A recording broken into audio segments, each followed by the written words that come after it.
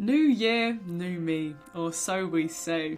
We are nearly a quarter of the way through 2022, which is so crazy to me. Back in January, I made some New Year's resolutions. Sometimes I don't love the idea of New Year's resolutions because, I don't know, it's just so easy to set these huge goals that you don't actually end up completing. Which is sad, because if you're like me, you put so much intentionality into these goals for the year, like you're really trying to carve the dream life, the dream version of you that you want. So today, I am holding myself accountable to the goals, to the kind of person I want to be this year by going back and looking at the goals I set for myself. And I really hope this just inspires you to set some goals if you haven't already, to check in with yourself and the kind of habits that you think will make you the best version of yourself, and to ask yourself why you might not be doing them. There's also no shame here. Shame is not productive. Shame and guilt for not having your goals done, not productive. Today we're bringing self-compassion and inspiration. Also, I'm not very perky today. I'm a little bit exhausted, not gonna lie. I had an assignment due yesterday and it was basically just a day of me sitting by my laptop. So I'm still recovering from that. Shout out to all my fellow students out there.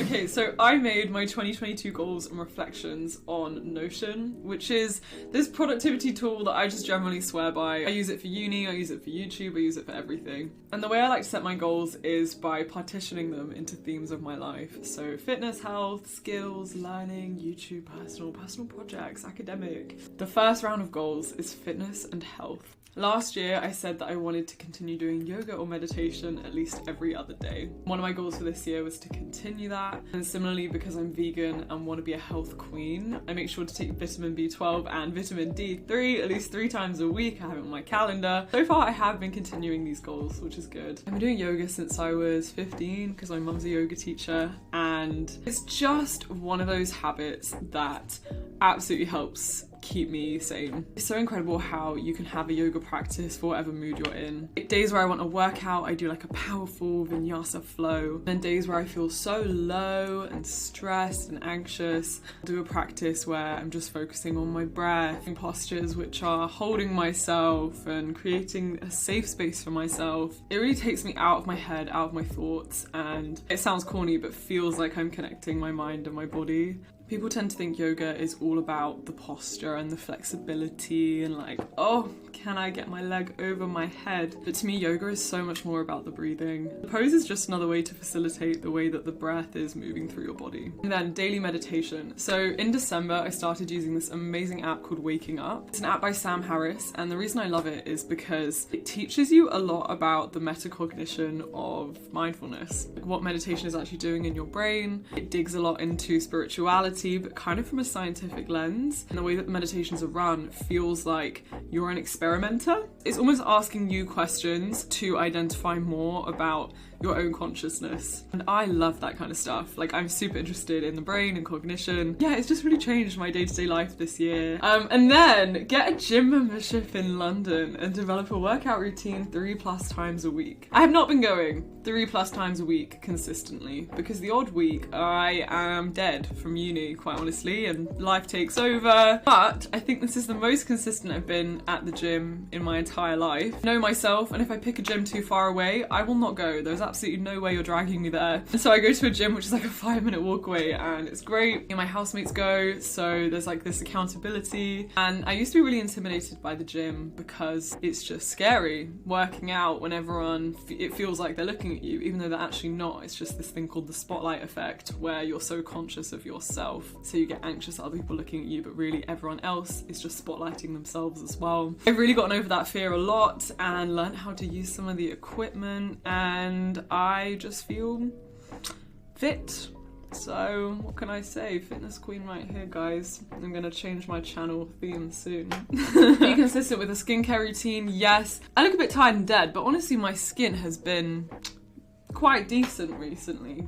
Generally, fitness and health has been going well. Okay, I want to learn more about the metacognition of mindfulness meditation. This is so cool because one of my university courses this semester is cognitive neuroscience. And within that module, we have smaller modules like memory. And I have found this course so complementary to my personal research. Yes, but in summer, we will research this more. Go deeper into the cognition of the science of learning. Okay, this is really cool. I'm trying to work out what I want to do with my life, and something that I know I love is education. Something I also know I love is cognition and how the brain works, and they're very complementary to each other, like science of learning, education, and cognition. So one of my goals for this year is kind of exploring how much I could potentially go into that space. Like, would I enjoy going into something in the field of education post-uni? Do I want to go into something to do with research for education? Do I want to go into something like access to education, educational policy, teaching, reformation of education system? I don't know, but I'm looking at these options. EdTech as well. So learn more about EdTech space. I've been reading a lot more articles recently. I also have a Notion page of literature reviews of different papers that I really like,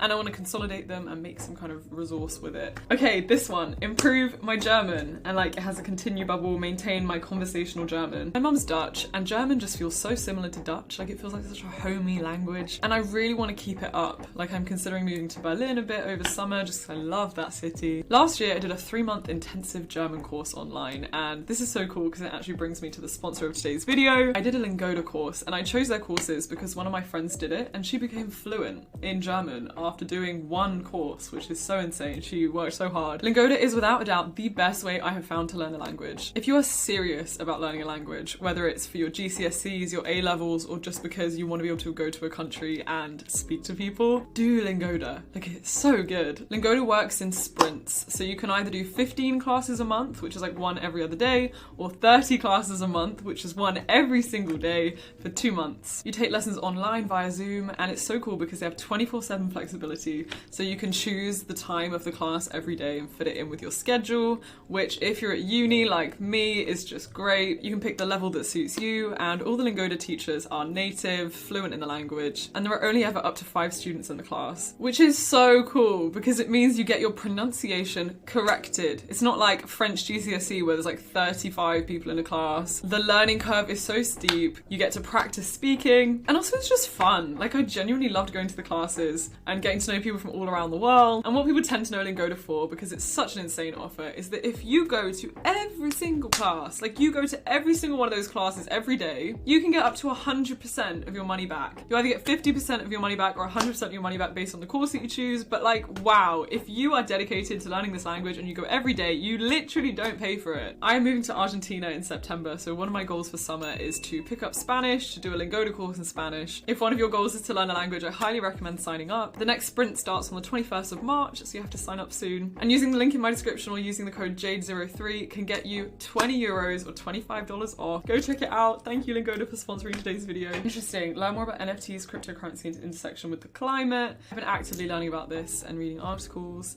If you don't know what cryptocurrency is, if you don't know what NFTs are, if you don't know anything about that space, I don't blame you, because I feel like the entry barriers to learning about it are very high. It's just very confusing. It feels like this whole world that exists upon the top of our world. And if you're not in it, it's like, how do I get into it? Cryptocurrency is basically currency that operates on a decentralized system. So right now, all our other currencies are linked to centralized means of control. Banks are controlling our money. Governments are controlling our money. There are actual people who can control stuff to do with our real world money. Cryptocurrency is a bit different because it's on this network which is operated by no one, really. It's not regulated in the same way that normal currency is, which is so exciting because there's fewer issues with corruption, there's a lot more transparency. What an NFT is, a non-fungible token, it's weird because it's kind of like an image, like a JPEG photo. Its worth is determined by its collectability. You can collect and own these images because of this decentralized system. Rather than just screenshotting a photo and being like, oh, I have a screenshot in my camera roll, I can pay to own the copy of this image, this token. And because it's decentralized, you can look up my ID, you can see everything I own, you can go back and look at the history of who has owned this image. Crazy stuff. There was an NFT which sold for like half a billion, I can't remember. People willing to pay a lot for NFTs. And I wanted to learn more about this space, why it gets so hyped, what makes NFTs worth money. Something I didn't know last year about NFTs and crypto in general is just how bad it is for the environment. The thing is, every time you transfer an NFT or transfer currency, there's something called a mining cost and mining energy. Mining is just the energy it takes for a computer to send something in a decentralized way. I can't remember the exact statistic, but it's something like sending one NFT is equivalent to flying for 2 hours. So it's so bad for the environment, and because most people don't know that much about NFTs or crypto, it's just this whole area that's so bad for the environment that people don't really talk about that much. Like, people talk about transport, they talk about animal agriculture. But Bitcoin has the same energy consumption as the whole of Argentina. So like, we should talk about this more. But there are also a lot of interesting climate solutions coming from crypto. I'm going to go into it in this video, but I have recently been looking into and even investing in, oh, who is she? Projects like ClimaDAO and C3, told cool solutions for the climate. So yeah, this whole world fascinates me. Learn more about Britain's colonial past and treat London as a brand new city. Ooh. I'm taking a history elective this semester. I have not taken history since year 9, for context. I was like, of all the times in my life to take history, it should be when I am in London. Like, I want to look at my own country through a more historical lens, through a world history lens, rather than the biased narrative we often get fed in secondary school history classes. And it really just changes my perspective on the UK and its power dynamics in the past, how imperialism has shaped our country and the world so much. Yeah, very interesting. And I'm also currently reading Girl, Woman, Other, which is a great book about being a black woman in London. And I'm actually going to meet Bernardine Evaristo, the author, tomorrow, which is so cool. I'm going to a literary event. So I'm trying hard. I'm trying to do this goal and learn more about Britain. Okay, now we're on to skills. Become a better filmmaker. I can genuinely say I have not put any energy behind that goal. I have really not thought about it that much. I find it really hard to do uni and YouTube well at the same time. Like, it's just a constant balancing act. Even though this is a goal that I have, it's just not a priority right now. So in summer, then I'll try. City exploration and the skill of making somewhere feel like home. It's something I've been really trying hard to do in London, and I definitely feel at home here. It's a bit different because this is my home country, home culture. I have a lot of friends here. But as for my uni house, it really feels like such a safe space, such a supportive environment with my housemates. I schedule roomie time every week, which sounds a bit pedantic to put it in a Google Calendar, but our lives are so busy, so it's nice to carve out this intentional time to check in with each other, see how life is. Okay, and then I have my YouTube goals. Focus on TikTok. If you follow me on TikTok, firstly, thank you. But secondly, I am the most sporadic person ever. I either post every day or I don't post for like 3 weeks. So I can't say I've been consistent, but I can say I've focused on TikTok at points. And my roommate Marsha is so consistent on TikTok. She's amazing. So she's a huge inspiration for me. But yeah, I have really mixed thoughts on TikTok. Like, I don't love scrolling on there. I don't think it's amazing for my mental health. But I also think it's a really cool format for getting ideas across in a fun, easy way. Personal goals. This is the fun one. Have a better idea of what I want to do post-uni and explore career options. I still have no idea on that one, which is okay. But if you're also at a point of uncertainty, I think something that's helping me is 2 things. Firstly, embracing the uncertainty and spontaneity is good, and that often it just represents freedom and having options, and that's exciting because there's so many cool things you could do. And secondly, that in your uncertainty, the best thing to do is try out loads of different things in a low risk way. So I mentioned earlier that I'm interested in education, so I'm creating little mini projects for myself in that space. I'm interviewing people on LinkedIn who are in that space before I have to commit my life to going into that sector. I'm already conducting experiments to see if I'm interested, and then if I'm not, I'll just pivot and I'll just see if I'm interested in something else. I think it's like a practical way to deal with not knowing. Secondly, learn how to set boundaries. Oh my god, so one of my big goals for this year is to be a peaceful bad bitch, which requires setting boundaries. And I'm just not good at it. I'm really not great at it. I don't like saying no to people. I'm such a people pleaser. I'm very spontaneous. I don't know. I just need to get better at it. And this goes along with a different personal goal, which is to start therapy and invest in my mental health. And I've been to my 2nd therapy session as of a few days ago. And I think that's really helping me understand why I might not set boundaries and how I can do this better, why it's really important for me to live a happy life. But yeah, if any of you have advice on this, please do send it my way, like books I can read, that kind of thing. Yeah, I know it's a really important skill to develop for life. And exploring my sexuality, which I have also been doing. So I'm not going to talk about that too much in this video, but I I will talk about it eventually. Good times. We love learning about ourselves.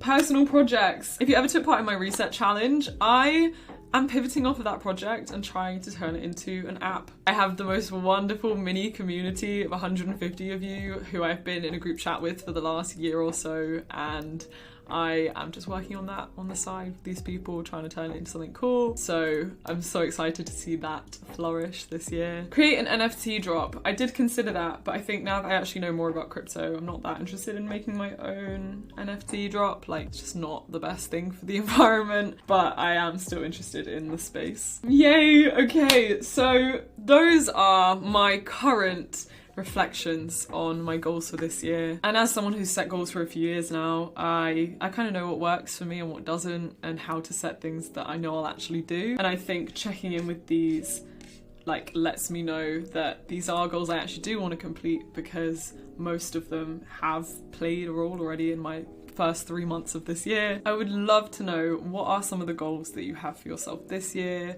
How do you feel about them? When we think goals, we often think like, losing weight or trying to conform ourselves more to what society wants, like very aesthetic things. If you want to do that, I support that. You go for it. But I also love goals that are very internally focused, things that aren't necessarily tangible, just general themes that you want to work on or improve. Thank you so much for sharing your energy with me today, for coming to this little safe space. You guys mean the world to me. You are such a wonderful community, and I'm sending you a big hug wherever you are. If you got to this point of this very long video, please comment me some kind of flower.